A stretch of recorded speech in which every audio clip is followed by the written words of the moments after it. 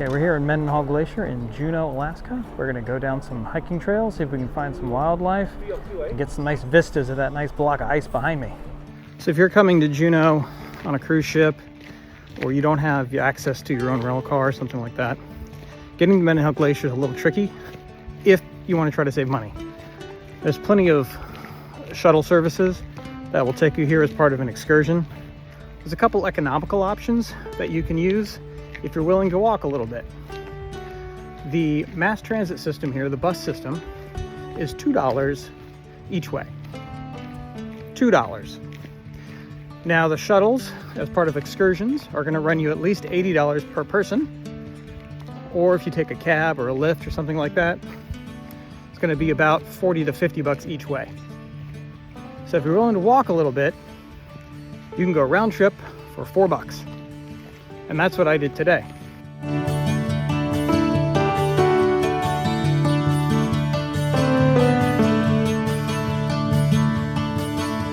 One of the things that is included in the more expensive all-inclusive excursions is the $5 park fee that's required upon entry. So if you're doing this on your own, go ahead and find that little kiosk. It's usually where the shuttle is dropping people off at.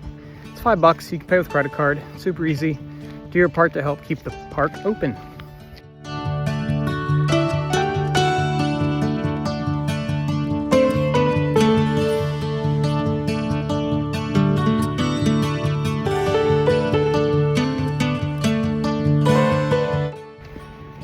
I mean, wouldn't you much rather walk down this nice shaded trail, even if it zigzags a little bit more, than down a hot road with traffic going up and back and forth? I think so.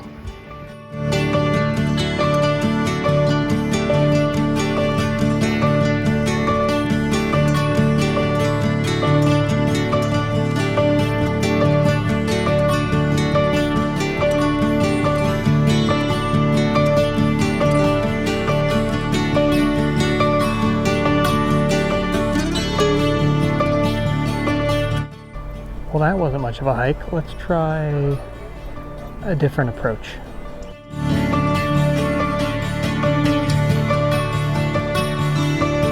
Really nice looking bird, I think a heron.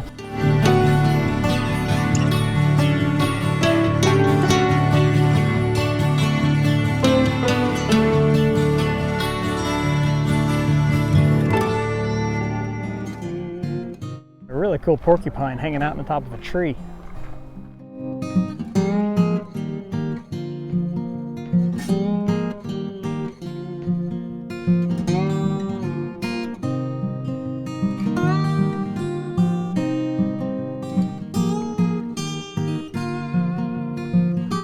There was a sign up at the beginning of this trail that said, "Warning, hypothermic flooding." A couple of weeks ago, this whole valley got a little bit wetter than it normally is, and there's still water a little higher than normal, I believe. So let's find out what hypothermic water feels like. I'm not a cold water person. Wow, that is... wow. Yeah, that's cold. You can do this at home if you fill a bowl full of ice water and stick your hand in it. Yeah, you can have this same experience. Wow. Mendenhall Glacier has been slowly retreating out of the lake since the mid-1700s, pulling back about 2.5 miles.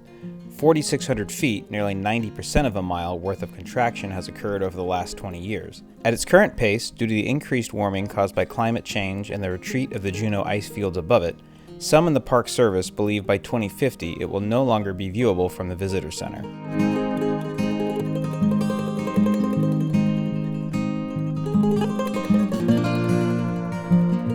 Okay, we're going to go up to Nugget Falls next. It's about a mile hike through the forest.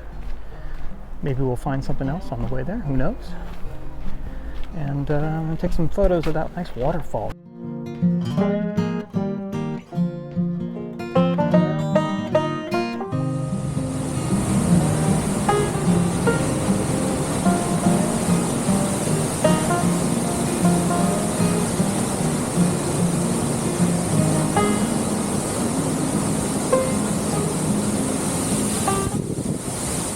wanted to come down to the base and check out this waterfall from this perspective for a long time. A long time ago, I hiked to the other side of Mendenhall Lake, close to the glacier, and I saw this in the distance, and I was like, ooh, I gotta come over and take a look at this guy. Get some pictures from up nice and close and personal.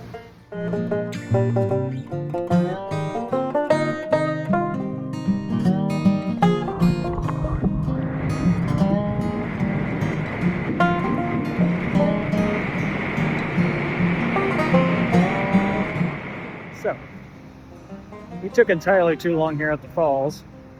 I have about an hour and 10 minutes to the last bus.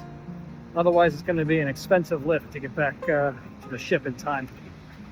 So, let's start hauling because I have about 2.5 miles to clear.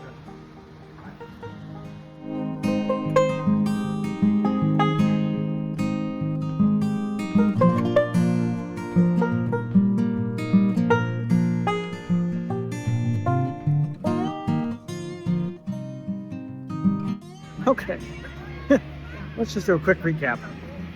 Someone, me, didn't realize that the 6:45 departure that I was trying to get to was for a different bus stop. So when I got there, it was actually a 7:24 departure. So I got there with plenty of time, too much time.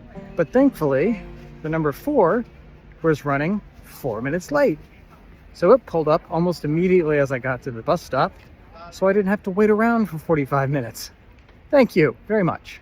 And now we're heading back to the ship. Thanks for joining me. I think it was a fun little trip to Mendenhall Glacier, and it cost us $9. $2 each way and $5 for the park.